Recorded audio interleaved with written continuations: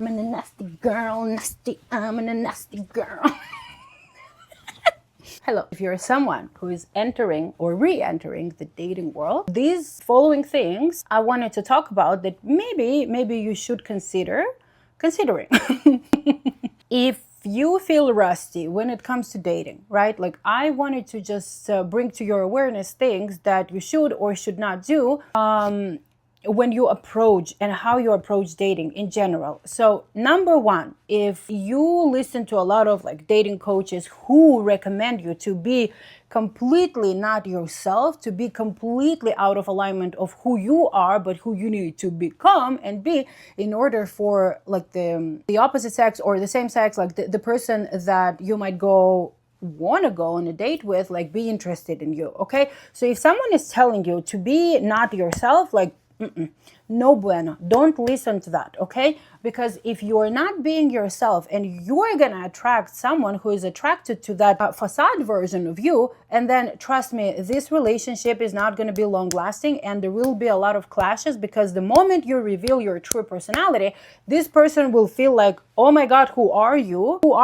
you know? And like if you're giving like the 15-kilometer list of what you need to do, let's say there is this guy who recommends like women online to be like, oh, if you want to get attention of the guy, you need to like, you know, be soft in your gaze. I'm like, how the fuck am I going to be soft in my gaze? So, and then you need to be like, touch your hair, put it behind your ear, and then you need to look at him, but then right away look down, and then you need to look again so he kind of knows that you're looking, but then don't look in intense eye gaze. No, you need to look back down again, and then look back, and then look there, and then look here, and then look, God, woo, woo, woo.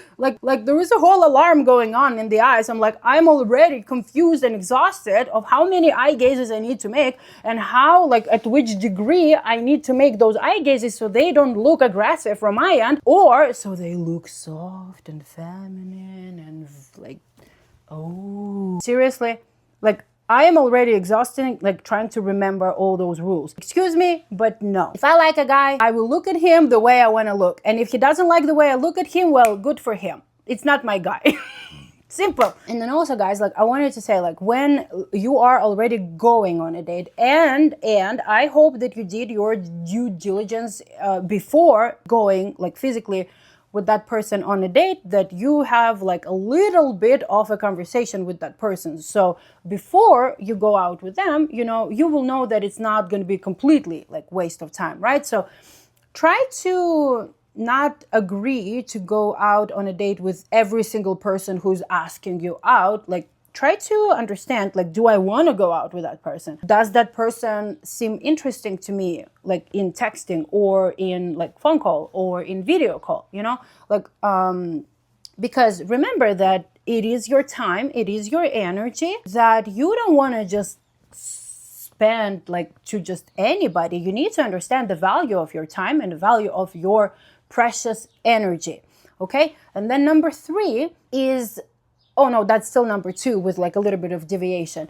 Number 2 was when you are already on a date, try to approach the person you're on a date with curiosity, because asking questions and them giving you answers is simply information that you're gathering that you will later on analyze and decide for yourself in a report whether this person is good for you or not, whether you're aligned with that person or not. And instead of just judging and sitting there, oh my God, I don't like that person, it's all valid, feelings. It all depends on the experience that you're having on a date. But let's say if it's like mediocre experience per se, right?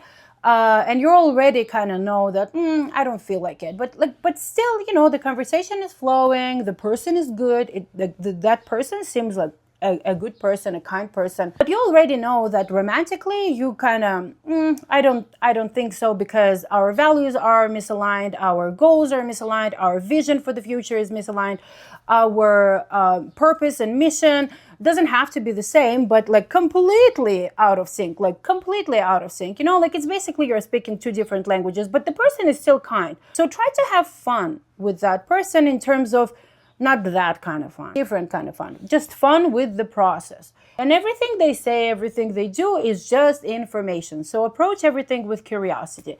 And if it's not your person, again, your gut, your instincts are telling you that this is not your person, that's totally okay. You don't owe anybody anything. You do not owe anybody anything. You don't have to be polite about your true desires, about your goals, about your dreams. You don't have to be rude about rejecting that person, but being honest with your inner gut, with your inner instincts, with your gut instincts, with your intuition is a must. Is a must. Listen to your body, listen to your inner guidance about the person you are in. I already spoke about it, that it's very important of how your nervous system is feeling around the person that you are with on a date, on the first date, second date, and always. Okay, so if you start feeling like your body like is tensing up, if you start feeling like your jaw clenches, like you're always like on almost like alert,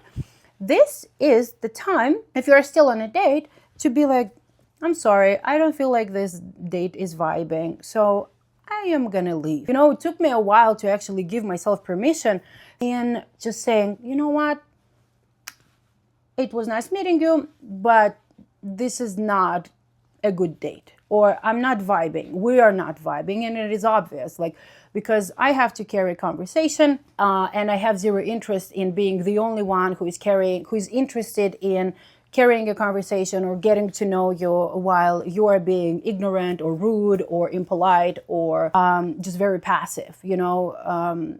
So it is okay to excuse yourself. I think this is number 3. It is okay to excuse yourself and say, I'm sorry, I just don't feel it, you know. Don't be rude about it, just be kind about it, okay? Be kind about it. And again, give yourself permission to, if you're not vibing completely, you don't owe them anything and they don't owe you anything, okay?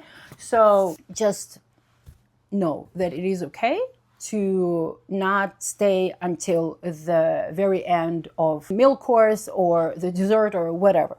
You know, if you're not feeling it, you're not feeling it in terms of like if they make your entire nervous system tight, nervous, and like nervous system is in alert, this is not good. This is not good. This is not the person for you, okay? So anyway, guys, I hope that helped. So what was it? So now I'm trying to summarize. I am not good at short messages, guys. And I don't want to be good at it because the goodness cannot be summarized. Not in my vision, at least.